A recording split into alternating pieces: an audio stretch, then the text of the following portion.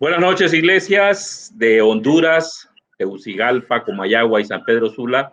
Nuevamente nuestro miércoles de enseñanza. Hoy traemos un invitado especialísimo. Así que, Eduardo, buenas noches, ¿cómo estás? Buenas noches, papá. Bastante bien, bastante contento. A mí siempre me anima, pues, estos miércoles de enseñanza. Hemos estado tratando de poder tratar temas, pues, con un nivel de profundidad mayor, ¿verdad? Que son temas que toca desarrollarlos más. Y de hecho, si vos te fijas, son temas que solo los tratamos en una lección, pero son temas que llevan muchos años de estudio. Pero animado de estar aquí con las iglesias en Honduras, realmente. Excelente. Hoy tenemos un invitado que ya lo conocemos, por lo menos en las iglesias de San Pedro Sula, nos ha enseñado muchísimo. Así que sería interesante que lo presentaras, Eduardo. Bueno, sí, antes también hay que anunciar, nosotros el tema que vamos a desarrollar hoy es un tema bastante fundamental, diríamos nosotros. Hoy vamos a hablar acerca de la persona de Cristo. O sea, nosotros somos una iglesia cristocéntrica, o sea, creemos en Jesús como el centro de nuestro mensaje cuando predicamos, enseñamos y todo. Y vamos a hablar de la persona de Cristo. Alguno podría decir como, bueno, sí, pero ya sabemos de Jesús. Pero ir más allá acerca de la persona misma, su deidad, su naturaleza humana, o sea, cómo es esto que se combina. O sea, este es un tema también bastante profundo que vamos a desarrollar y hemos invitado a alguien increíble que ya lo hemos tenido en San Pedro Sula. Yo no sé a vos, papá, pero a mí realmente, a mí me anima a todos los invitados, pero cuando tenemos centroamericanos aquí con nosotros, yo no sé si a vos, pero a mí me da una sensación también más de más alegría todavía. Claro que sí, y eso nos inspira y nos ayuda a seguir estudiando y seguir preparándonos, porque somos las iglesias en Centroamérica las que vamos a ir supliendo esa necesidad de enseñanza para cada una de las iglesias. Sí, entonces tenemos hoy un centroamericano, se los voy a ir presentando, o sea, él es su nombre completo, Paulo César Valcárcel Rivas. Él es discípulo desde el 2 de noviembre de 1997. Tiene ya 24 años de ser un cristiano casi, este año los cumple. Pertenece a la Iglesia de Cristo en Guatemala. está casado con Mirta, tiene 2 hijas de 18 y 13 años. De profesión, él fue auditor público, pero ha servido como ministro para las iglesias desde hace 23 años. Qué interesante porque casi toda su vida como cristiano ha sido un ministro. Actualmente, Paulo, aunque también dirigió la iglesia en Chela, recuerdo bien, pero actualmente él hace el rol del líder de la región norte y universitarios en la iglesia de la ciudad de Guatemala. Es encargado también de ministrar y discipular las iglesias de Xela y Tapachula. Es coordinador junto con su esposa del Ministerio de Familias para la Iglesia en Guatemala y del Ministerio de Enseñanza también. También tiene un trabajo muy bueno que está haciendo en los cursos Profundiza, que muchos de los hermanos en San Pedro los hemos incentivado también y también han recibido ya cursos de Profundiza. Tiene una visión personal, él quiere seguir sirviendo en estos ministerios, creciendo, está soñando, sueña mucho también porque él es un evangelista. Fue nombrado evangelista también para nuestras iglesias en Centroamérica y sueña mucho con que existan iglesias en cada departamento de Guatemala, como también nosotros en Honduras pues lo hemos soñado, como pensar en todos los departamentos de Honduras, discípulos que amen a Dios, que alaben a Dios y que sirvan de una manera profunda. Entonces, también tenemos ahí, bueno, Mariela tenemos en producción siempre, que es un súper apoyo para nosotros. Entonces, hoy sí ya le damos la bienvenida a nuestro querido invitado, Paulo Valcárcel. ¿Cómo estás, Paulo? Buenas noches, Paulo.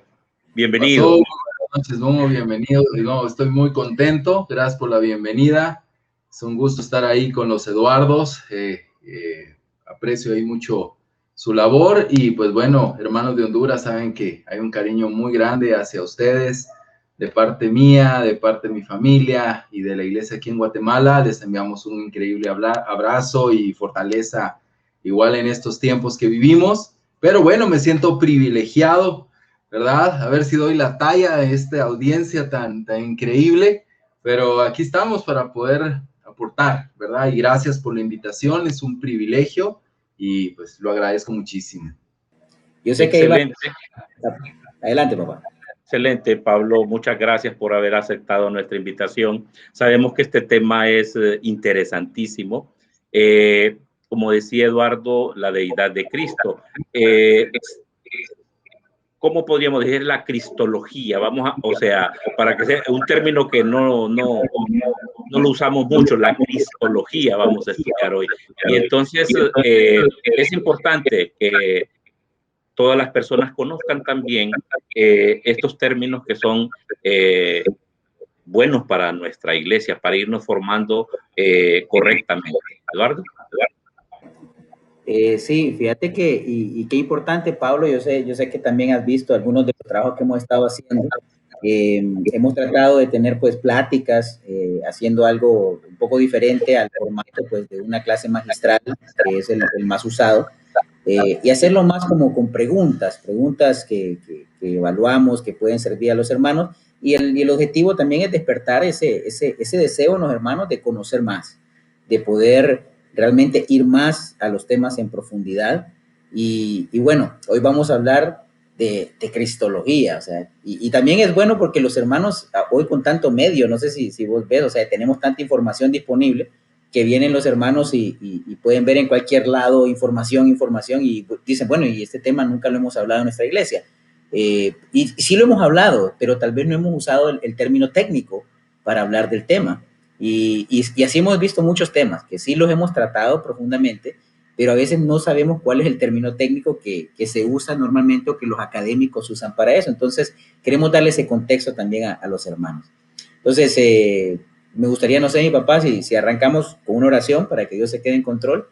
Claro que sí, vamos a orar. Ya vamos a entrar con Pablo. Sí, vamos a orar. Señor y Padre Celestial, muy buenas noches, Padre.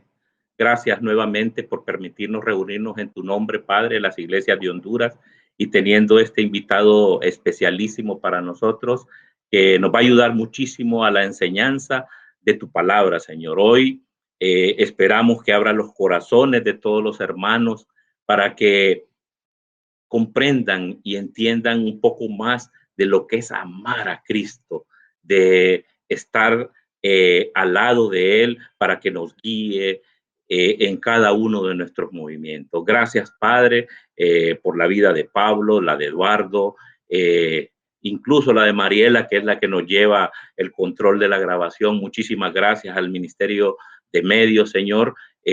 Ayúdanos para que la edificación sea completa de tu nombre, Padre. Gracias nuevamente, y es en el nombre de Jesús que te oramos todas estas cosas, Señor. Amén. Amén, gracias. Hoy sí, Pablo, en materia, básicamente, bueno, arranquemos por lo inicial, o sea, ¿qué es esta doctrina de la cristología? ¿Y cuándo surge? Pues, ¿con qué propósito realmente surge esta doctrina tan importante para el cristianismo? Bueno, más que una doctrina como tal, es una rama, ¿verdad?, de la teología sistemática que estudia la persona de Jesucristo, ¿verdad? Es decir, su deidad y su humanidad, como lo registran los evangelios, las epístolas del Nuevo Testamento.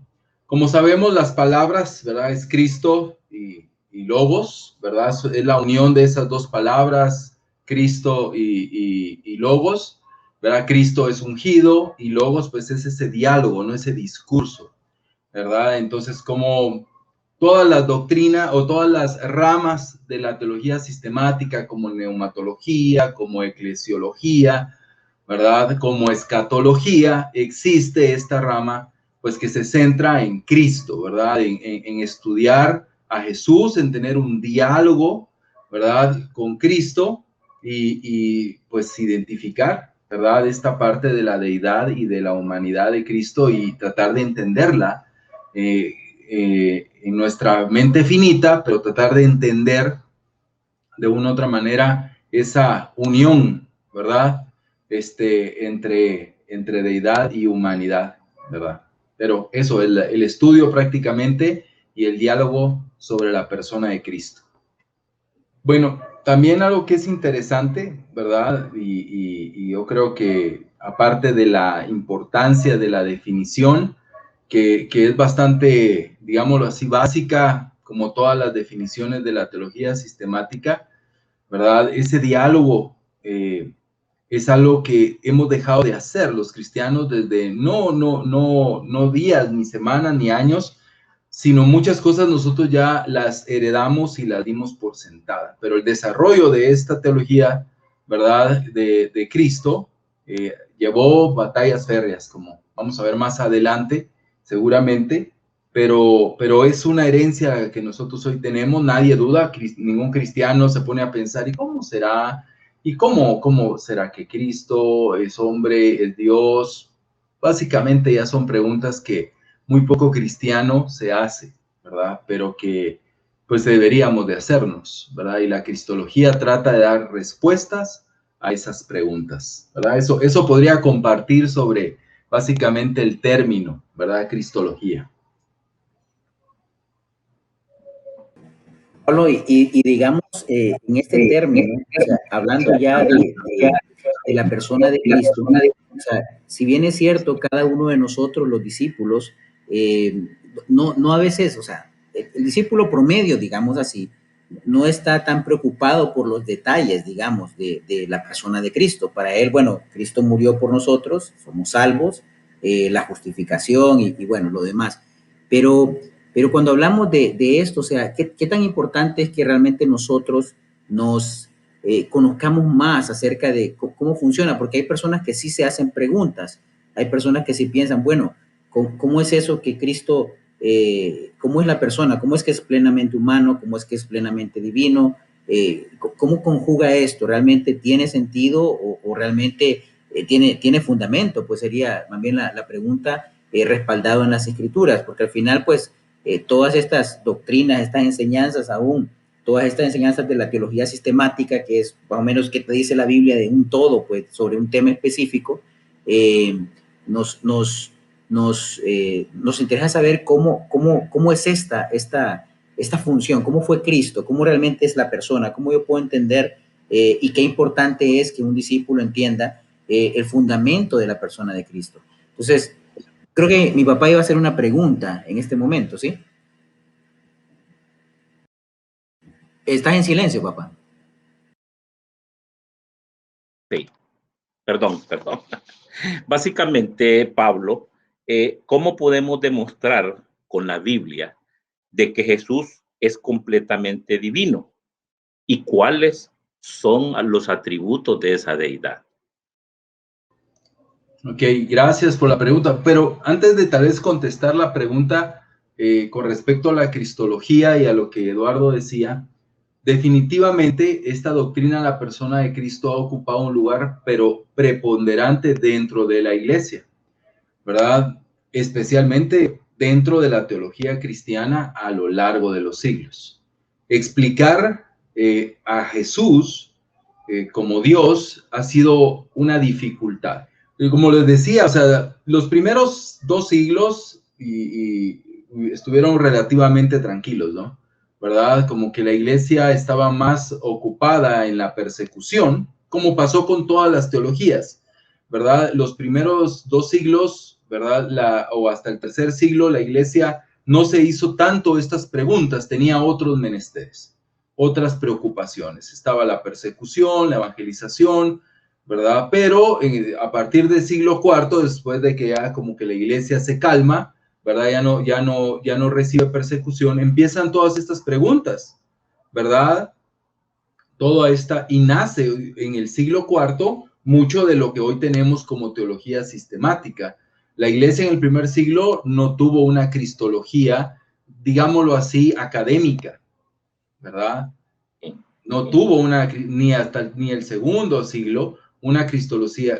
Obviamente tenían doctrina, tenían sana doctrina, pero no habían desarrollado como un sistema, ¿verdad? Lo que hace la teología sistemática es agrupar y crear un sistema, y eso no existía.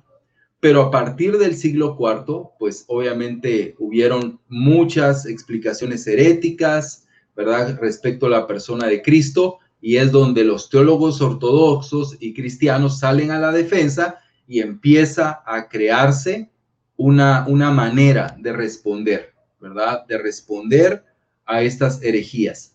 Como muchas de las cosas que pasan en el cristianismo, no nacen básicamente en el cristianismo, sino son respuesta muchas veces a las situaciones externas que la iglesia está llegando a la iglesia y está afectando. Y esto es la cristología, ¿verdad? Entonces, hoy nosotros, como les decía, heredamos una cristología bien, digámoslo así, fundamentada, sin muchas dudas, pero definitivamente hubieron batallas férreas, ¿verdad? Difíciles en la historia, sobre todo en el siglo IV, ¿verdad? Hubo una batalla bastante radical con respecto a la cristología. Y en los últimos siglos, ¿verdad? Ha habido también, como que hubo una pausa a partir del siglo IV o siglo V, ¿verdad? En el siglo IV, siglo V fue donde hubo una batalla muy fuerte en los concilios en cuanto a la cristología, pero luego, como que quedó todo en pausa, ¿verdad? La Reforma no tocó el tema, ¿verdad? No desarrolló, digámoslo así, eran otros sus. La Reforma desarrolló la salvación, fue su principal aporte, ¿verdad? La soteriología, pero lo que hicieron, ¿verdad? Ahora tenemos en el siglo ya 17 y siglo XVIII, no sé si han escuchado, ha venido un nuevo periodo hasta el día de hoy, siglo XIX y siglo XX, ¿verdad? Sobre este Jesús histórico, sobre la búsqueda del Jesús histórico. Entonces vuelve otra vez a haber batallas respecto a la persona de Cristo. Entonces, definitivamente es una de las doctrinas o de las teologías más complejas, junto con la de la Trinidad, ¿verdad? Es una de las teologías con mayores dificultades, y porque de una u otra manera siempre va a haber, pero porque siempre vamos a tener que ver la cristología con los ojos de la fe. Aunque vamos a tener que tener razón y entendimiento, pero vamos a tener un límite, y es lo que debemos de comprender. Va a haber un límite, va a haber un momento donde aquí ya no puedo pasar, ya no llego más, ¿verdad? Entonces necesitamos siempre de la fe, ¿verdad? Pero la Biblia nos da bastantes respuestas sólidas y firmes, pero que de igual manera no van a satisfacer a todos, pero que se necesitan ver con esos ojos. Bueno, respondiendo a la pregunta, ¿verdad? De Eduardo, ¿cómo podemos demostrar con la Biblia que Jesús es plenamente y completamente divino? ¿Verdad? Obviamente la respuesta solo la podemos encontrar dentro del texto, ¿verdad?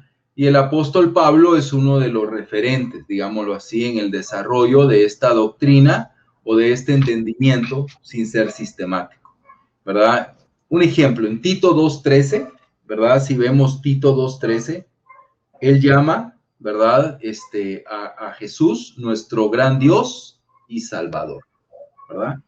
Entonces, él está diciendo que Jesús es Dios, ¿verdad? Entonces, Tito 2:13 es muy claro.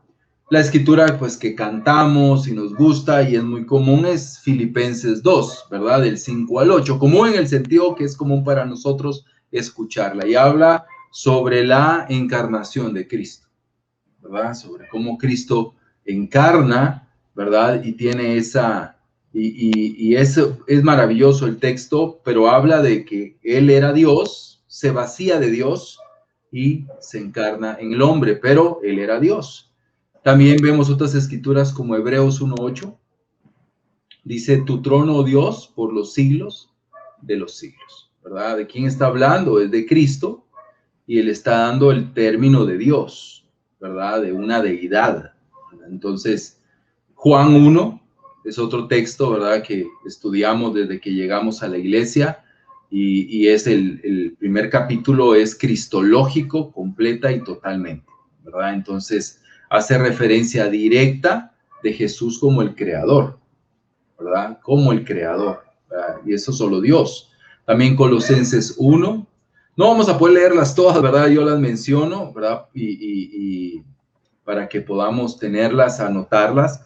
Colosenses 1 también, 1 del 16 al 17 también habla de eso, de que Jesús es un creador, es el creador, ¿verdad? Entonces, hay muchos pasajes como estos, que sin tantita pena le dan el término a Jesús de Dios. Entonces, bíblicamente hay la forma y la manera de demostrar que Jesús es divino, ¿verdad? Que tiene esa divinidad y no solamente es divino por el hecho de tener una cercanía o venir de otra esfera, sino porque es Dios. O sea, no es, no es. Y algo que es importante es que vamos a poner un ejemplo. Ahorita en pandemia, ¿qué es lo que nosotros decimos? Dios tiene el control, ¿verdad? Sí, Dios tiene el control, ¿verdad? Dios es soberano. Pero ¿quién dice ahorita Jesús tiene el control? Jesús es soberano. Porque según la Biblia lo que vemos es que Jesús reina ya. No reinará, Él reina ya. Él es rey ya. Entonces, la deidad de Cristo es impresionante. Él sometió todo bajo los pies de Cristo ahora y en el futuro lo hará totalmente. Entonces, la deidad se ve a través de toda la Biblia, ¿verdad? Y obviamente nosotros como cristianos, Jesús o Cristo es la clave de la interpretación, ¿verdad? Obviamente alguien que no cree en Cristo sentirá como, bueno, esto es qué fácil, ¿no? Todo lo ven a través de los ojos de Jesús, ¿verdad? Entonces van a encontrar a Cristo en cada esquina, ¿verdad?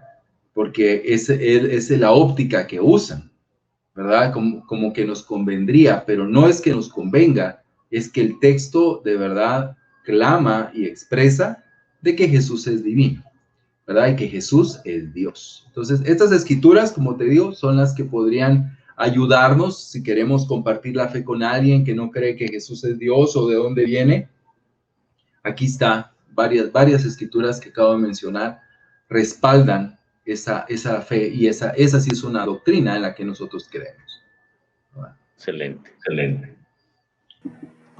Pablo, decías, por ejemplo... Me preguntabas de los atributos, ¿no? Creo que me preguntaste. Sí, los atributos de su deidad, sí. Ajá, ok, bueno. Este es un tema importante, hermanos, porque ¿qué es lo que nosotros, aunque no lo entendamos, ¿verdad? O no lo veamos porque no lo sabemos, nosotros hemos heredado una cosmovisión griega, ¿verdad? En muchos sentidos. ¿verdad? La cultura griega permeó todo. Y si uno ve mucho de cómo, aún sin conocer la Biblia, nosotros podemos entender y comprender un poco de Dios, va mucho de acuerdo a la mitología o las creencias griegas. Entonces, vemos a veces a Jesús desde esa óptica, ¿verdad? Jesús tiene obviamente esos atributos de deidad, pero a veces, ¿qué es lo que nosotros hacemos?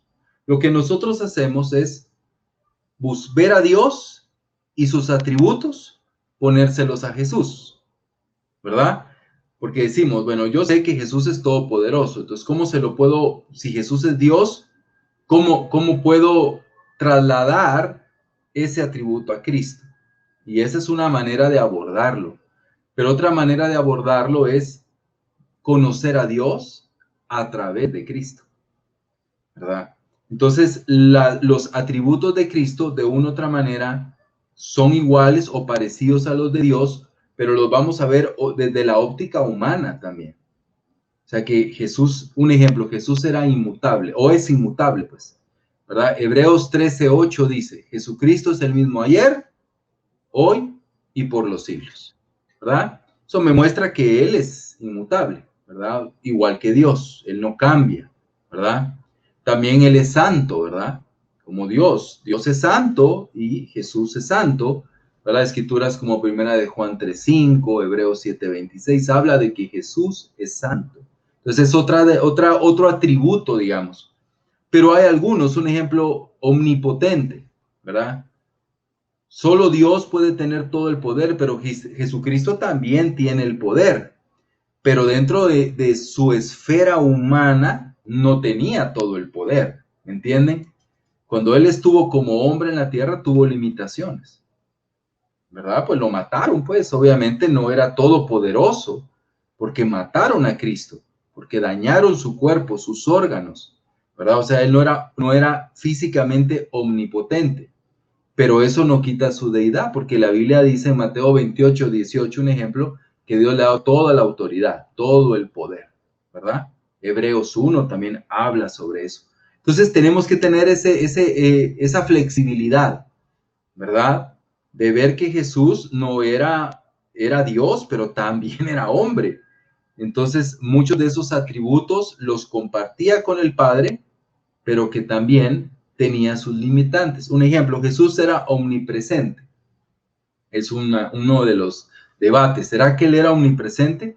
Solo Dios puede estar en todas partes al mismo tiempo. ¿Será que Jesús como ser humano pudo estar en todas partes al mismo tiempo? Podemos ver que Jesús sí podía. Un ejemplo, cuando vio a Natanael, ¿se recuerda? Él lo vio que estaba en la higuera, ¿verdad? O sea, que tuvo una especie de omnipresencia, por lo que aparenta, porque lo que el texto enseña.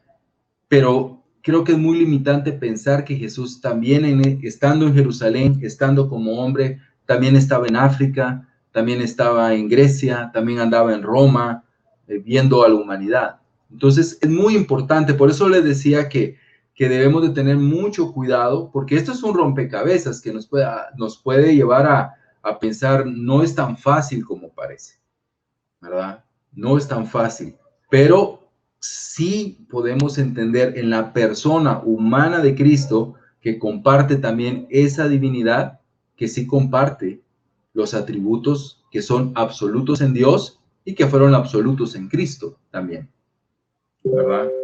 Entonces, eso podemos compartir de esos atributos de su deidad, ¿verdad? Ningún hombre podía hacer todas esas cosas que Jesús hizo, ¿verdad? Pero tuvo sus limitantes. Sabemos que tuvo hambre, que tuvo sueño, ¿verdad? Entonces, es un tema bastante interesante, ¿verdad? No sé si hay alguna duda sobre esto. Es un tema, la verdad, que es definitivamente importante, pero también trae dudas. Pero ¿y esto cómo sería? ¿Y esto cómo lo hicieron? ¿Y esto cómo pasó? ¿Me entienden? Siempre va a haber alguien que puede ir un poco más, ¿verdad? Pero creo que la Biblia nos da argumentos, ¿verdad? Nos da esos argumentos para ver a Cristo en su deidad. Excelente, excelente, Pablo. Fíjate que ahorita que decías vos por ejemplo, el tema de la cristología, la persona de Cristo y la Trinidad misma, cómo funciona la Trinidad también, es un tema muy profundo y es un tema a veces que no es sencillo tratar de hacer, porque nosotros como seres humanos tenemos una mente limitada, tenemos una mente que no es capaz estamos hablando de conceptos de una mente infinita como la de Dios, o sea, una mente que no tiene limitaciones de conocimiento, que trasciende más allá del espacio-tiempo. Entonces, nosotros queremos a veces comparar y pobremente a veces, ¿verdad? Como con el mundo físico que nosotros conocemos. Y el mundo físico que nosotros conocemos tiene muchas limitaciones. Entonces, para entender un concepto tan profundo y espiritual, necesitaríamos tener una mente como la de Dios, una mente infinita, para realmente comprender este gran misterio. Lo que sí puedo ver, y lo que vos hablabas, que la Biblia te dice cosas claras referente a Jesús, referente a su persona. Sí te dice cosas referente a su pueblo, que decías, o sea, él miraba a Natanael, él podía saber, dice también, lo que estaban pensando los demás, dice la Escritura. Él sabía lo que pensaban los demás y la intención misma que tenían también aquellos que lo atacaban. Y me encanta porque los evangelistas, que los autores de los evangelios hacen mucho énfasis en este tema, como él sí sabía. Entonces, es interesante. A mí hay una escritura que fíjate que me fascina, que es obviamente la clásica Hebreos. Creo que hace una descripción formidable acerca de la persona de Cristo también. Y por ejemplo, Hebreos 1:3, digamos, la voy a leer en NBI. El Hijo es el resplandor de la gloria de Dios, la fiel imagen de lo que Él es, y el que sostiene todas las cosas con su palabra poderosa. Es lo que hablabas de la omnipotencia, o sea, Cristo dice sostiene todas las cosas con su palabra poderosa. Entonces, cuando lees eso, o sea, yo me pongo a pensar, o sea, cómo mi mente puede asimilar de que Cristo sostiene el universo entero, es decir, que todo está en orden, que por ejemplo, si viendo a temas más académicos, imagínate como si hoy la gravedad es de 9.8 metros sobre segundo al cuadrado, mañana no es que va a ser 20, 30, 40, 40, o sea, todas las cosas mantienen un orden y hay ya leyes físicas establecidas y todo ese orden, cuando pensamos en Cristo y cuando Hebreos también nos enseña, o sea, el poder de Cristo, Él sostiene todas las cosas por su palabra, o sea, Él es el verbo, el que estaba en la creación, su existencia. Entonces, hay muchas cosas realmente fascinantes y yo le diría a los hermanos, porque como vos estabas transmitiéndolo ahorita, o sea, que este es un tema sumamente profundo, que necesitamos entender que nuestra mente limitada no lo va a comprender totalmente, pero sí hay cosas que podemos tener claridad al respecto. Yo te voy a hacer una pregunta, por ejemplo, hablando siempre de la deidad de Cristo y sus atributos, porque vemos lo que te decía, que Jesús, lo que hablaba, vio a Natanael, Jesús también sabía lo que pensaban los demás, pero digamos Marcos 13:32, en la versión, la Biblia de las Américas, ahí que la pueda colocar Mariela, dice así: pero de aquel día o de aquella hora nadie sabe, ni siquiera los ángeles en el cielo, ni el Hijo, sino el Padre. Entonces, mi pregunta es, o sea, porque hablamos de que los atributos de la deidad es que él lo sabe todo, su mente no tiene limitaciones como como la nuestra. Pero cuando pensamos aquí, la Escritura está diciendo de que el día de regreso de Cristo, por ejemplo, añoramos nosotros y que debemos desear también que Cristo vuelva, el Hijo no lo sabe.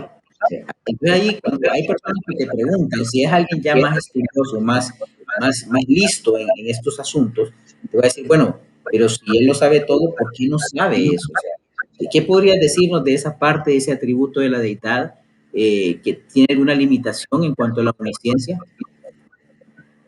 Siempre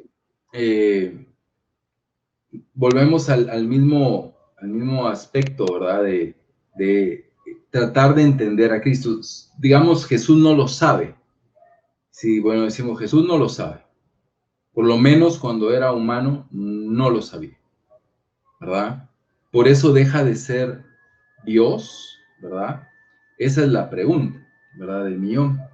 Pero algo que es importante, bueno, vamos a tratar de explicarlo, pero no debe de ser un tropiezo el creer en la deidad de Jesús, una escritura como esta, que tiene varias maneras de abordarla, ¿verdad? Pero lo primero es que Jesús, y es importante entender, es que Jesús dice Filipenses 2, si quieres pues podemos leer Filipenses 2 en NBI, del 6 al 8, vamos a leer, dice: quien siendo por naturaleza Dios, no se consideró el ser igual a Dios como algo a que aferrarse. De lo contrario, se rebajó voluntariamente tomando naturaleza de siervo y haciéndose semejante a los seres humanos, y al manifestarse como hombre, se humilló a sí mismo y se hizo obediente hasta la muerte de cruz. ¿Verdad? Aquí que vemos en Cristo, este es un texto cristológico, ¿verdad? Y aquí hay un término importante, y es que Jesús se vació de sí mismo, ¿verdad? Cuando Él tomó la naturaleza de siervo, cuando Él se rebajó voluntariamente, ¿verdad? Y se hizo semejante a los seres humanos, el término en griego que se está usando ahí significa un vaciamiento, ¿verdad? Aunque Jesús mantuvo, ¿verdad?, rasgos de deidad, como los hemos visto anteriormente, Jesús sí se vació de él mismo, de Dios. Lo hizo, como dice acá, voluntariamente. Obviamente, es un misterio lo que vos decís, ¿verdad? Es un misterio, es imposible explicarlo, ¿verdad? Y que todos queden satisfechos a cabalidad, ¿verdad? Pero esa es normalmente la explicación teológica que se da a esta encrucijada, que Jesús sí hubo un desarrollo en Cristo, ¿verdad? Algo que vamos a ver, algo que se ve un ejemplo, que Jesús crecía, ¿en qué dice la Biblia? En sabiduría, ¿verdad? O sea, Jesús no nació sabiéndolo todo. Él no era un bebé de 3 meses y él ya sabía todo y era Dios y se hacía el que no sabía. No, la Biblia habla de un desarrollo. Entonces, Cristo, habían cosas en su humanidad que estaban veladas, ¿verdad? Eso es lo que se puede tal vez decir. La falta de información, claramente, ¿verdad?, evidencia la verdadera humanidad de Jesús. Más que vernos, esto nos enseña de que Él no era Dios, más bien esto respalda de que Dios era hombre, ¿me entienden? ¿Verdad? A veces vemos, no, mira, aquí esto me enseña de que Jesús no era Dios. No, aquí esto me enseña de que Dios, en el caso del Hijo, la segunda persona, era hombre. Entonces, esta escritura no es un argumento para decir que Jesús no era Dios, sino más bien es un argumento para decir que la segunda persona de la Trinidad era hombre, con ciertas limitantes, por lo menos en ese espacio-tiempo en el que él era un ser humano. Esa es una parte, ¿verdad?, que entendemos esas limitaciones, ¿verdad? Y se puede reducir eso, ¿no?, en nuestra mente, cómo está la cosa, pero vemos que Jesús como hijo, ¿verdad?, tuvo esas, podríamos decir, esas limitantes, ¿verdad?, y que sí, estaba velado. Jesús no mintió, porque si decimos que Jesús dijo de que no lo sabía, pero porque no lo quería decir, y sí lo sabía, eso diría algo en contra de la ética de Cristo. Jesús no lo sabía, no está mintiendo. Un ejemplo, Mateo 24, creo que en el versículo 36, si no estoy mal, dice: pero en cuanto al día y la hora, nadie lo sabe, ni siquiera los ángeles en el cielo, ¿verdad?, ni el Hijo, sino solo el Padre. También comparte la misma idea, pero en nuestros textos, si buscas una Biblia que tiene unos manuscritos un poco más antiguos, no encuentran la palabra hijo. Entonces también algunas personas tratan de justificar esto con manuscritos, porque hay una buena gama de manuscritos confiables, antiguos, que no aparece la palabra hijo, ¿verdad? Que no aparece la palabra hijo. Entonces, pero no tenemos la necesidad de eso. Más bien, entender el argumento, que esta escritura respalda la naturaleza humana de Cristo, ¿verdad? Y que nos ayuda para respaldar su humanidad y no al revés, ¿verdad? Entonces, es cuestión de enfoque, ¿verdad? Como te digo, es una salida que alguien puede decir no me satisface, ¿verdad? No me satisface, pero no hay otra, no hay otra salida sin especular, ¿verdad? Entonces, algo que es muy interesante en esta parte en cuanto a los textos es que cuando buscamos un manual de crítica textual, este es un texto, en Marcos 13:32, que tiene variaciones, como les explicaba, ¿no? Entonces, las Sociedades Bíblicas Unidas y otras sociedades han tenido que decidir, aún las versiones antiguas tuvieron que decidir, y los textos originales tuvieron que decidir. Y es increíble que la iglesia incluyó la palabra hijo, ¿verdad? Eso te hace ver la veracidad de muchos de los textos, porque cualquiera hubiera dicho, aquí nos afecta un poco poner la palabra hijo, entonces mejor omitámosla y decantémonos por esos manuscritos que no lo tienen. Pero no, la evidencia al final la han compartido y han decidido, ¿verdad? Porque no le quita nada de deidad a Jesús el no saber el final, ¿verdad? También es un texto bastante, que se estudia bastante en escatología, ¿verdad? En la parte escatológica, y que es un texto muy importante, ¿saben por qué? Y qué bueno que Dios lo tiene, porque hoy busquemos en internet y todos andan preguntando, muchos andan preguntando, ¿cuándo va a ser el día? ¿Verdad? Ya se acerca el final. Ya hoy que estamos en hoy sí ya se acerca al final y hasta dan fechas. Pero este texto nos puede enseñar. Si ni siquiera el Hijo cuando estuvo en la tierra lo sabía, pues no creo que haya ningún hombre acá que tenga tal revelación. Entonces, tiene mucha importancia el texto, ¿verdad? En esa parte escatológica también, ¿verdad?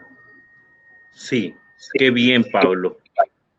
Fíjate que la pregunta que te iba a hacer realmente es bien relacionado con lo que estás hablando ahorita, que decía, ¿cómo podemos demostrar con la Biblia que Jesús es plenamente y completamente humano?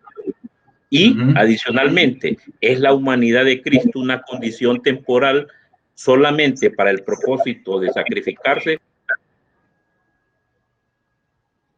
Creo que, sí te escuché la pregunta, gracias.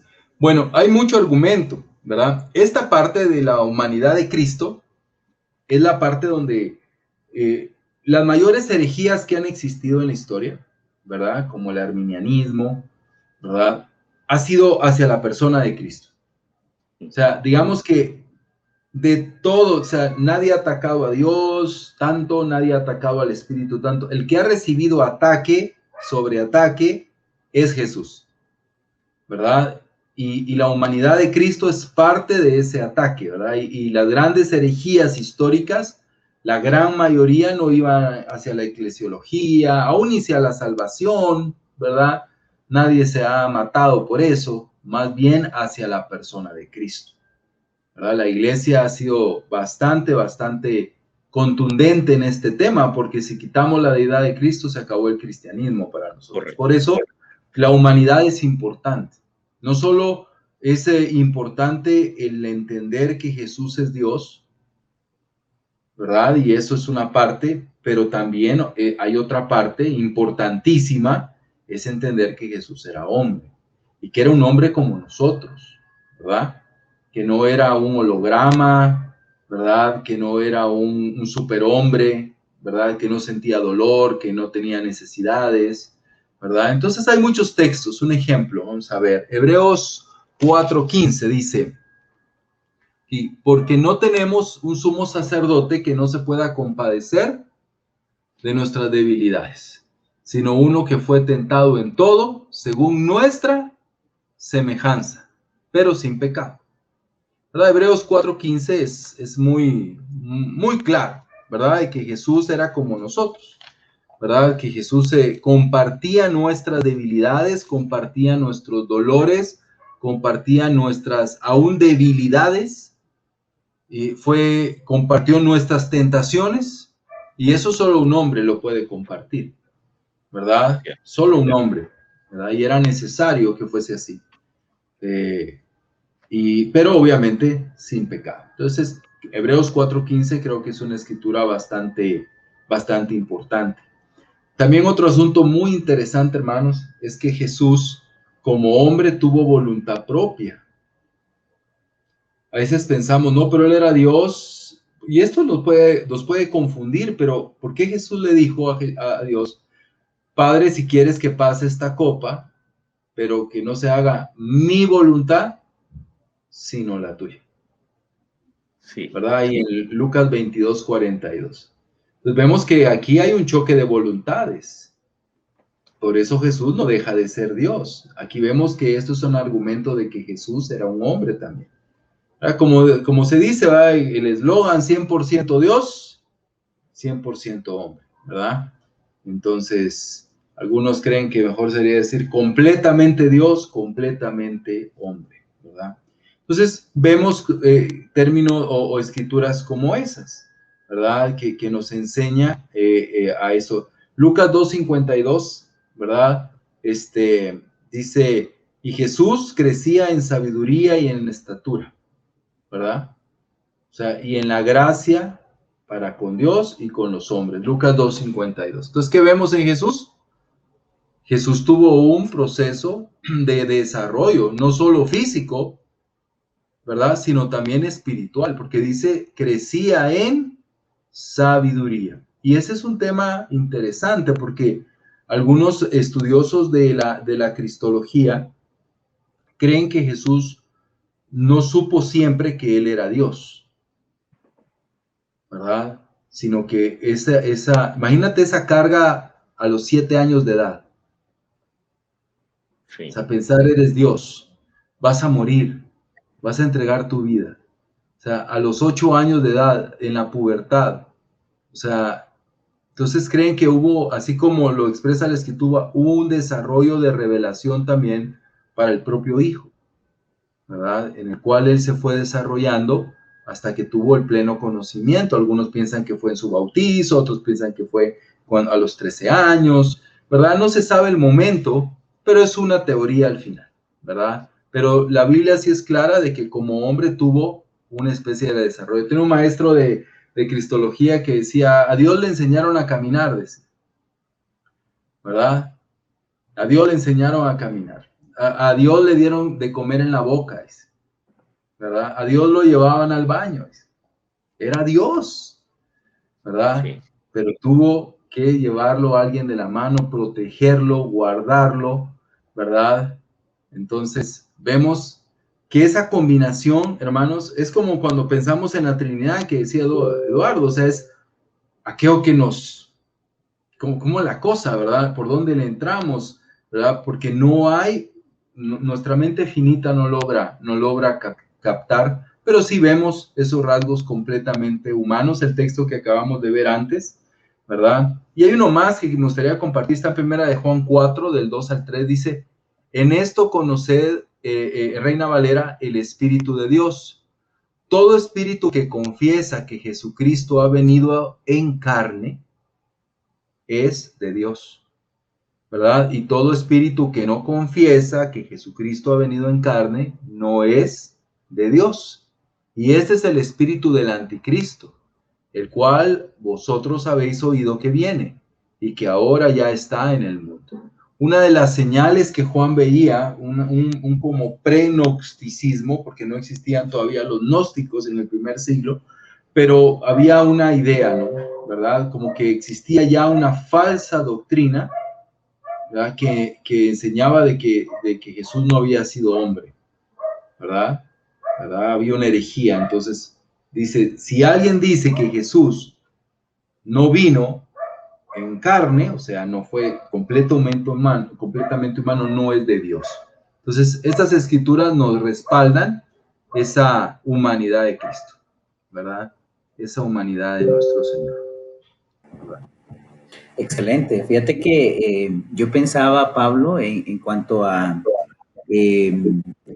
tenemos lo que la Biblia sí dice claramente. Por ejemplo, ahorita hablabas vos y hablaste de la deidad de Cristo, o sea, plenamente Dios.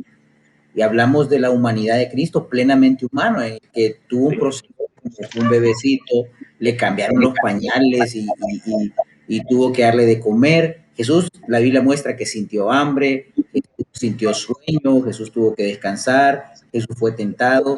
O sea, todas las características, y de hecho sabemos que eran indispensables también que Él fuera plenamente humano para que Él pudiese sacrificarnos por nosotros, porque viene el tema del sacrificio representativo. Pues, si era Dios, pues entonces es distinto, ¿no?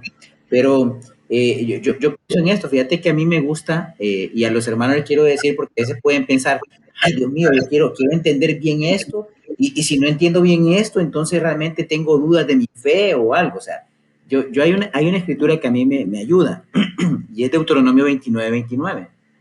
No sé si la recuerdan ustedes, la voy a leer en Reina Valera 1960. Dice, las cosas secretas pertenecen a Jehová nuestro Dios, mas las reveladas son para nosotros y para nuestros hijos para siempre, para que cumplamos todas las palabras de esta ley. Van a haber cosas, hermanos, por ejemplo, entendemos algo, la Biblia nos enseña y hay términos que los entendemos claro. Jesús, plenamente hombre, plenamente Dios, pero ¿cómo funciona exactamente esa situación? Ya son cosas que van más allá de nuestra mente y no tenemos que sentirnos como desajustados o nerviosos o ansiosos por querer comprenderlo, cómo realmente funciona. Sí entendemos cómo es, y la iglesia misma, primer siglo y los demás estaban claros de que Jesús era Dios, estaban claros los apóstoles, estaban claros, o sea, Tomás, ¿recordás cuando Jesús resucita también mi Señor y mi Dios? O sea, le dice él ahí, o sea, ellos estaban seguros de su deidad, seguros de su humanidad, y todo, y eso era claro. ¿Cómo funciona exactamente? Yo creo que siempre va a ser, como dice Deuteronomio, van a haber cosas que siguen siendo un misterio para nuestras mentes limitadas. Pero bueno, ahora que tenemos estas dos, ya los hermanos sabemos que plenamente Dios, plenamente hombre. A través de la historia también han habido dudas, lo que vos mencionabas. Háblanos un poquito más de esas digamos, herejías que han surgido, que dudan de una cosa o de la otra. Contanos un poquito más de eso, ¿no? Sí, bueno, en el siglo, pasadito del siglo primero, el famoso Marción, ¿verdad?, que formó el primer canon bíblico, fue considerado hereje, ¿verdad?, porque, bueno, hizo varias cosas con la Biblia, hizo la Biblia, la editó a su manera, pero era parte de una secta, llamémoslo así, o herejía que se llamaba el docetismo, ¿no? ¿Y qué eran los que creían en esto? Es que ellos reducían la carne de Cristo a una apariencia, ¿verdad? Parece que come, parece que camina y parece que está cansado, ¿verdad? O sea, ellos creían que era un holograma. Es lo que vemos ahorita que está atacando Juan, ¿verdad?, en la última escritura. Esa es una herejía bastante común, pero la más, tal vez históricamente, ¿verdad?, fue el arrianismo, ¿verdad? El arrianismo, pues hasta fue necesario un concilio, ¿verdad?, creado por Constantino para callar a Arrio, ¿verdad? ¿Y qué pasaba con Arrio? Esto fue en el siglo III, él negaba la divinidad de Cristo, ¿verdad? Cristo, dice, es hijo adoptivo, ¿verdad?, de Dios. No compartía la misma sustancia del Padre y del Espíritu Santo. Es lo que el arrianismo cree, ¿verdad? Es la primera criatura y hay una confusión, ¿verdad?, en creer, ¿verdad?, que como él es el primogénito de la creación, ¿verdad? ¿Recuerdan esa escritura que creo que está en Colosenses, si no estoy mal, no estoy seguro, lo que habla de que Cristo es el primogénito de la creación? Entonces Arrio creía de que no compartían la misma sustancia, ¿verdad? Entonces esta herejía fue condenada en el concilio de Nicea, ¿verdad? Y que Constantino fue el que lo convocó en el 325, ¿verdad? Entonces fue excomulgado, llamémoslo así, se acabaron los niceos, ¿verdad? A partir de ese concilio fue necesario. Es increíble que la iglesia no convocó al concilio sino el emperador, porque era un problema mayúsculo, ¿verdad?, que había que atacar. Pero así han existido, ¿verdad? Han existido esas herejías en la historia. Son muchísimas, ¿verdad? Muchísimas las que en la historia han existido, ¿no? Y en el siglo XX, ¿verdad? Hay también herejías, ¿verdad? Tal vez no con nombres tan técnicos como los arrios, ¿verdad? O el docetismo o el monotelismo, cosas así, ¿verdad? Pero sí, existen hoy bastante con esa búsqueda de ese Jesús histórico, ¿verdad? De ataques hacia la persona de Cristo o adjudicar a Cristo temas o rasgos que no son de él, ¿verdad? Es como cristianos, por eso la cristología es importante, porque parece que estas cosas no son malas o no son tan dañinas, pero sí son dañinas, muy dañinas, porque socavan los fundamentos de nuestra fe.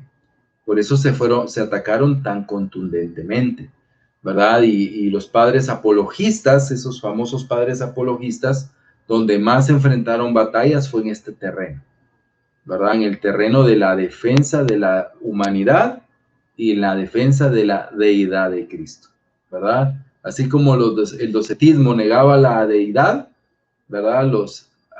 El arrianismo negaba la divinidad. Entonces, como digámoslo, en ese péndulo se mueven las herejías, ¿no? ¿Verdad? En ese péndulo es donde se mueven todas las herejías que han existido históricamente.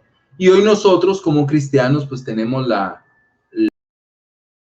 estar claros en la de Cristo, pero también en nuestra defensa, porque muchos argumentos bíblicos para defender siempre en el ámbito de la fe, la deidad y la humanidad de Cristo. Pero estas realmente herejías, honestamente, no tienen fundamentos bíblicos, ¿verdad? Son un versículo contra 100, ¿verdad? ¿Verdad? Es tomar un versículo para decir, como los que él decía, el primogénito de la creación, aquí dice, ve, Jesús fue creado, ¿verdad? Ahí él fue creado. Entonces, desarrollan toda una doctrina a través de un versículo. Y yo creo que no existe una doctrina sana o verdadera que nazca de un solo versículo, ¿verdad? No existe. O sea, cuando hay una doctrina que nace de un solo versículo, hay que desconfiar de ella, ¿verdad? Porque la Biblia es suficientemente capaz para sostener desde el Antiguo al Nuevo Testamento la sana doctrina, ¿verdad? Entonces, que es muy importante. Hay cosas que son, aún para el mundo cristiano en general, ¿verdad? Son negociables. Digamos, para los cristianos fuera de nuestra iglesia, o los evangélicos, como los queramos llamar, digamos, hay cosas que son negociables. Si vos crees en el bautizo y vos no, esto es negociable. Históricamente así ha ido. Hay cosas que para nosotros como Iglesia de Cristo no son negociables, pero para ellos sí. Pero esta de la deidad de Cristo no es negociable para nadie. O sea, esto no lo negocian ni los católicos. Y esto es importante, quisiera yo resaltar esto, ¿verdad? Los grandes teólogos cristológicos son católicos. Aún el Papa Benedicto XVI tiene tratados sobre cristología sumamente buenos, sumamente buenos. Entonces, como les digo, este frente de la cristología, digamos, es uno de los frentes que compartimos todo el que llámese cristiano, ¿verdad? Por eso otras religiones como los testigos de Jehová para nosotros no son cristianos, ¿verdad? Pero vemos que este es un terreno donde sí todos estamos, digámoslo así, unidos, ¿verdad? Es un frente que se ha atacado desde el siglo IV hasta el sol de hoy, ¿verdad? Y hay grandes teólogos en la historia que han defendido la doctrina de Cristo.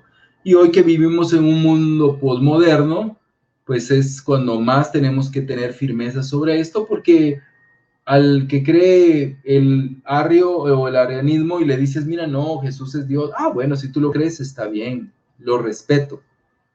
Respétame tú, no, yo no puedo respetar eso, Yo no puedo respetar a la idea de alguien que dice, a la persona puedo respetar, pero su idea de que Jesús no es Dios, un ejemplo, yo no lo puedo respetar, ¿verdad? O sea, si es un terreno para ponernos los guantes, ¿verdad? No es fundamental. Y eso, así lo vieron, así lo vio las iglesias históricas o la iglesia primitiva o los grandes concilios. Este es un terreno que no podemos ceder, ¿verdad? Y lucharon fervientemente. Por eso hoy nosotros heredamos, como les digo, o sea, muy pocos cristianos están en la noche pensando, ¿cómo fue que Jesús hizo eso? ¿Cómo? O sea, ha sido tan bueno el trabajo que ellos hicieron y debemos de apreciar, que para nosotros damos por sentado esto, ¿verdad? Damos por sentada esta doctrina, damos por sentada esa parte de la teología, ¿verdad? Y es importante. No sé si puedo agregar algo que me gustaría poder animar, y es también, hay un segmento principalmente de teólogos latinoamericanos que están abogando por una forma de ver a Cristo que me parece muy interesante, y le llaman cristología desde abajo. Ese es uno de los términos que utilizan, ¿no? ¿Verdad? Ver a Cristo desde la tierra, entender a Cristo desde su humanidad, y a través de ver a Cristo poder conocer a Dios, ¿verdad? Y entender que Cristo es la clave no solo de la interpretación bíblica, sino del conocimiento de Dios, ¿verdad? Él es la manifestación de Dios, ¿verdad? Él es el resplandor de Dios, ¿verdad? Y Dios se revela a la humanidad a través de Cristo. Cristo no solo vino a morir a la cruz, ¿verdad? Cristo vino a vivir, y en esa vida Él nos mostró quién era Dios, ¿verdad? Quién era Dios. Y en esa idea es que la importancia de Cristo no solo para nuestra salvación, sino para el entendimiento de cómo es Dios, ¿verdad? Y cómo puedo acceder a Dios. Obviamente la parte de la Trinidad con la que más identificados nos sentimos. O sea, no es malo eso, ¿verdad? Tiene una razón en el plan de redención, ¿verdad? Es la parte con la que más nos sentimos identificados, porque fue como nosotros, pues, ¿verdad? Entonces, esto es muy importante, ¿verdad? En nuestra mente. Y no dudar, y no nuestras dudas. No está mal dudar, no está mal, porque el mismo Juan el Bautista dudó, ¿verdad? Si vamos a Mateo 11, estoy en NBI, versículo 1 dice, cuando Jesús terminó de dar instrucciones a sus 12 discípulos, se fue de ahí a enseñar y a predicar a otros pueblos. Juan estaba en la cárcel, y al enterarse de lo que Cristo estaba, ¿qué dice aquí? Haciendo. Envió a sus discípulos a que le preguntaran, ¿eres tú el que ha de venir o debemos esperar a otro? ¿Verdad? Vemos con claridad que Juan siente dudas, está inquieto, ¿verdad? Tiene incertidumbre. Él lo bautizó, él oyó al Espíritu, pero en su propia humanidad y en su propia circunstancia de sufrimiento, Juan siente dudas. ¿Cómo es que él puede, si él es Jesús, si él es el Mesías, perdón, si él es el Cristo, el que ha de venir, ¿por qué yo estoy preso? ¿Verdad? O sea, yo no debería de estar preso, ¿verdad? Porque Él va a reinar, porque Él va a venir y Él va a ser el rey y yo no debería. Entonces, la misma cárcel de Juan lo hace dudar de la deidad de Cristo, de que si Él es el Mesías o no, ¿verdad? Pero lo que hace es solucionar su duda, ¿verdad? Y eso es lo interesante. Entonces dice acá, le respondió Jesús, vayan y cuéntenle a Juan lo que están viendo y oyendo. Los ciegos ven, los cojos andan, los que tienen lepra son sanados, los sordos oyen, los muertos resucitan, y los pobres se les anuncia las buenas nuevas. Dichoso el que no tropieza por causa mía. Jesús no le dio una respuesta, mira, es que yo me vacié y de Dios y después yo me voy a llenar después, pero yo soy Dios, yo soy 100% Dios, 100% hombre, ¿verdad? Hubo en mí una kenosis, hubo en mí esto. No le dio una explicación así súper, wow, detalladísima y súper sobrenatural, que todos iban a quedar con la boca abierta, sino que le dijo, vayan y cuéntenle a Juan lo que están viendo. Y eso es lo que la cristología desde abajo aboga, conocer a Cristo desde sus hechos, desde sus acciones, de ese Cristo terrenal que hizo todas estas señales, dio todas estas enseñanzas, inauguró el reino de Dios. O sea, por eso es tan importante el texto bíblico, porque a Cristo lo vamos a conocer a través del mismo texto, de lo que Él hizo, ¿verdad? Y de las cosas. Esa fue la respuesta que recibió Juan, ¿verdad? No sé si le satisfació, puede ser que sí, ¿verdad? Tal vez él quería que Jesús dijera, sí soy yo, ya te voy a rescatar. Sí soy yo, espérame un ratito, ya voy a reinar, ¿verdad? Porque a veces nosotros también como Juan queremos respuestas según nuestra cosmovisión limitada. Pero Jesús no le dio una respuesta súper elaborada, súper teológica, sino dijo, ve, cuéntale lo que yo estoy haciendo. Y esto está en concordancia. Cuando Juan escuchó todo esto, seguramente él pensó en todas esas escrituras del Antiguo Testamento que decían que el Mesías iba a hacer esto. Y eso tenía que ser suficiente para Juan. Así que la Biblia debe ser suficiente para nosotros, ¿verdad? Y es a través del texto que podemos conocer al Señor, ¿verdad? Amar a Dios, no solo ser salvos, sino también tener un estilo de vida. Por eso la cristología es necesaria para nosotros, ¿verdad? Y es nuestro todo al final en cuanto al cristianismo, ¿verdad? Pero eso les podía compartir, ¿verdad? Sé que ya nos pasamos, pero bueno, eso es lo que quería ahí, tal vez como finalizar, es entender esta parte, ¿no? De que sí, nosotros podemos sentir dudas, tenemos derecho de sentir incertidumbre, de tener dudas. Juan las tuvo, pero nos tienen que satisfacer las respuestas. Si son bíblicas, tienen que ser suficientes, ¿verdad? Y es lo que pienso en Job, ¿verdad? Dios nunca le dio una respuesta.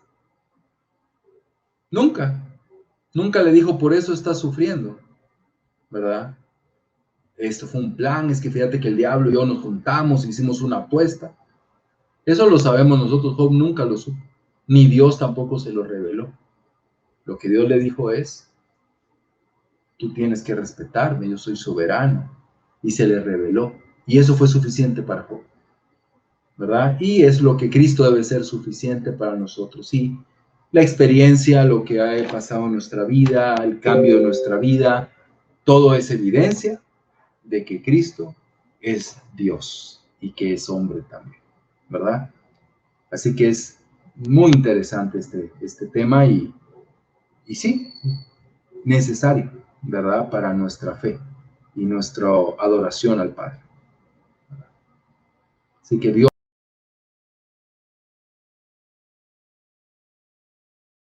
Jesús, ¿verdad? Y Él, entonces tenemos tanto que aprender, que crecer y qué privilegio seguirle a Jesús. Excelente. ¿Verdad?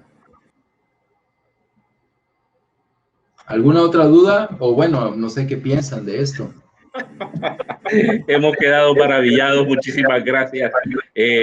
Estamos sobre tiempo, vamos a despedirnos. Tal vez Eduardo puede hacer alguna reflexión final y tu despedida, Pablo. Muchísimas gracias. Las iglesias de Honduras te lo agradecen. Hemos estado, sentimos que se ha abordado el tema con eso que nosotros necesitábamos, de aprender. Gracias, Pablo, por ese gran mensaje, por aclararnos muchas cosas. Eduardo, para finalizar. Sí, no, igual Pablo, gracias de veras por ayudarnos, por enseñarnos, por instruirnos. Me encantó lo que decías también de muchas cosas que me encantaron de que nos enseñaste esta noche.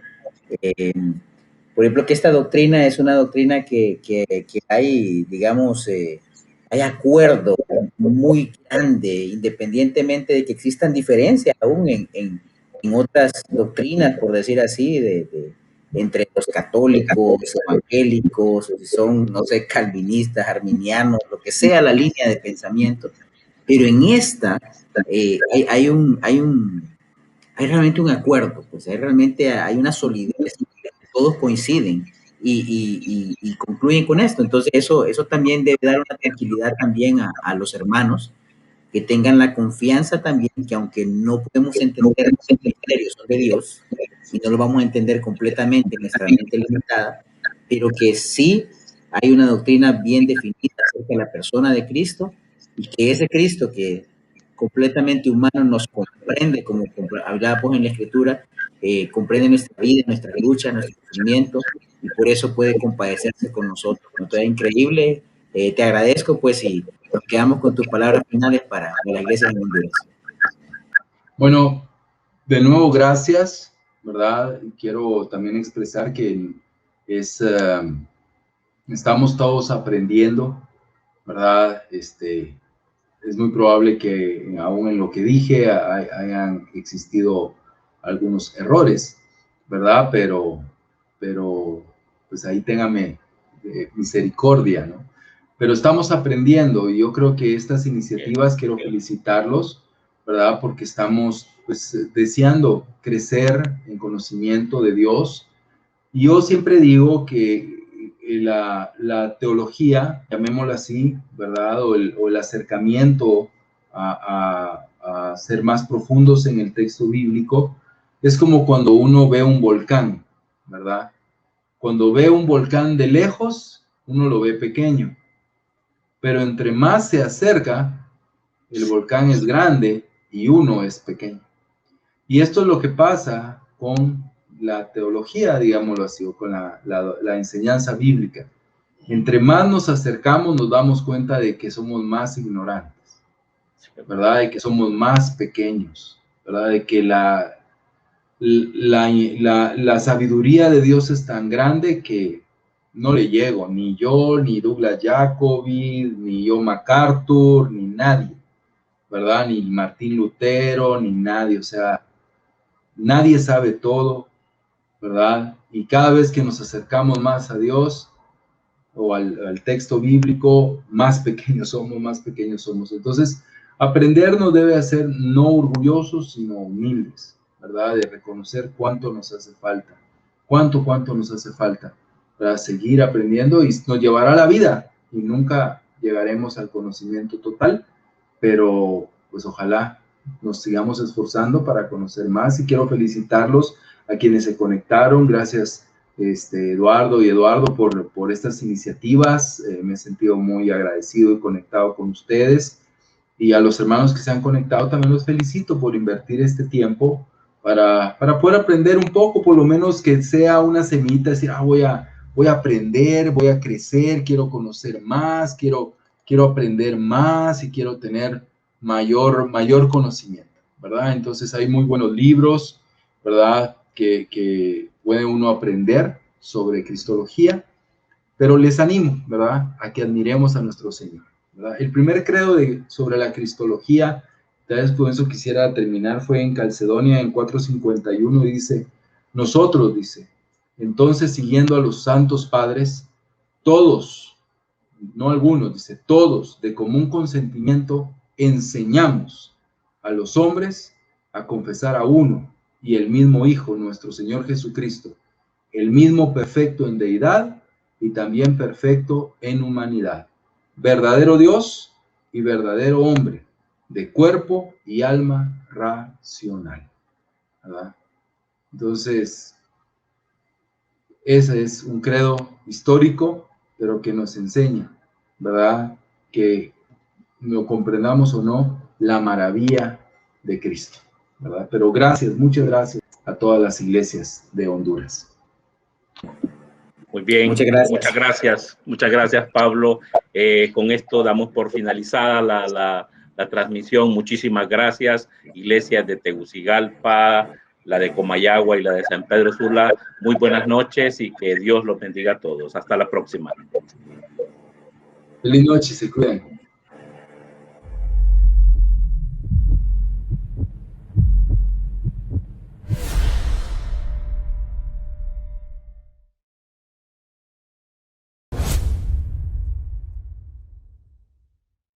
Muy buenas noches, familia, mi nombre es Ariana Turcios y hoy tengo la oportunidad de compartirles los avisos. Primero que nada me gustaría agradecer a Pablo Valcárcel, que es nuestro invitado especial de esta noche. Gracias por haber aceptado la invitación y haberse preparado para esta enseñanza. Gracias también a don Eduardo Caballero y Eduardo Cámbar por siempre estarse preparando para estos tiempos que afianzan nuestra fe y son tan importantes. Que Dios los siga usando, hermanos, en su reino. Y como primer aviso quiero decirles de que puedan estar súper pendientes de los chats de comunicados de cada iglesia, porque a través de ellos se les estará brindando información de cómo nos reuniremos este próximo domingo. También invitarlas y animarles a que sigan pendientes de sus reuniones como grupo pequeño, porque estas son reuniones súper importantes para poder seguir animando nuestra fe. Y como último aviso, pues invitar a nuestros amigos que están escuchando esta transmisión, están acompañándonos, a que puedan estudiar la Biblia. Es lo mejor que nos ha pasado a nosotros y eso es lo que queremos darles a conocer a ustedes, ese Dios poderoso que ha transformado nuestra vida. También recordarles que podamos seguir orando por los enfermos y que podamos seguir ofrendando por aquellas personas que ahorita lo necesitan. Así que acompáñenme, hermanos, a poder hacer una oración por la ofrenda Hope para que esta ayuda siga llegando a las personas que más lo necesitan.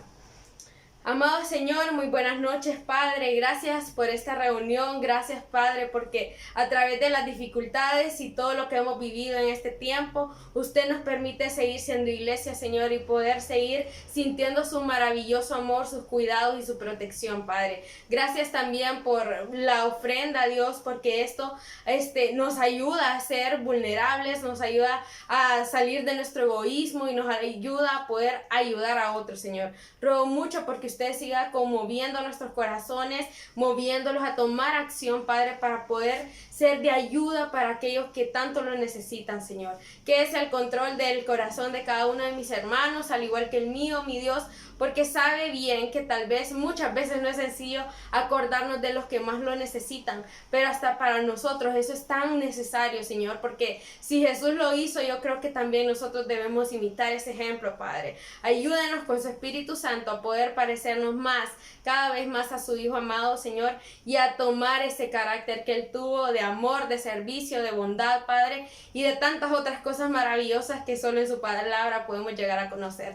Gracias por este tiempo, gracias por mis hermanos que siempre están preparando estos servicios, Señor. Gracias porque esa labor es increíble ver lo incansables que son, Señor, para poder siempre seguir dando lo mejor para su reino. Bendígalos mucho, bendiga a cada uno de mis hermanos en su casa y donde sea que nos están viendo y escuchando, Señor, que esta enseñanza también haya llegado a cada uno de nuestros corazones. Gracias, Padre bello, misericordioso, por su amor y por su ternura que nos sigue llenando el corazón día tras día. Lo amo con todo mi corazón y dejo esta oración y esta noche en sus manos, en el nombre de su amado Jesús. Amén.